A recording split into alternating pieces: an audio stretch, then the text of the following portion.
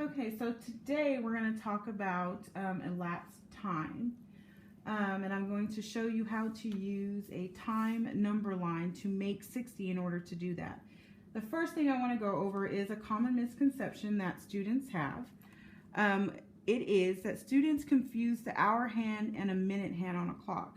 So if you do that, determining elapsed time will be difficult because they are not starting or ending at the correct time. So they won't come up with the correct answer. And utilizing a number line with AM and PM will help alleviate that until they understand it better, and then they can move into learning time on an actual analog clock. So we're going to move into our word problem. Our word problem says, suppose that it is now 10:15 a.m. If your ballet recital begins at 7 p.m., how much time will elapse?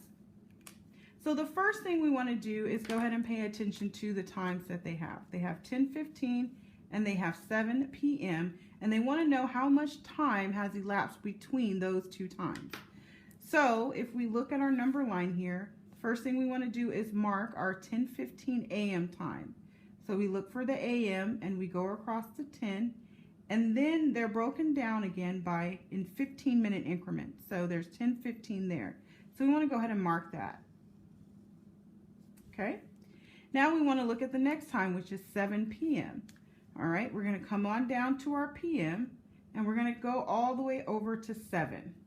And we're going to mark that time. Now in order to make 60, we need to add the 15-minute increments to make 60, which is on the hour, because we know that an hour is 60 minutes. So we're going to go ahead and count 1, 2, 3.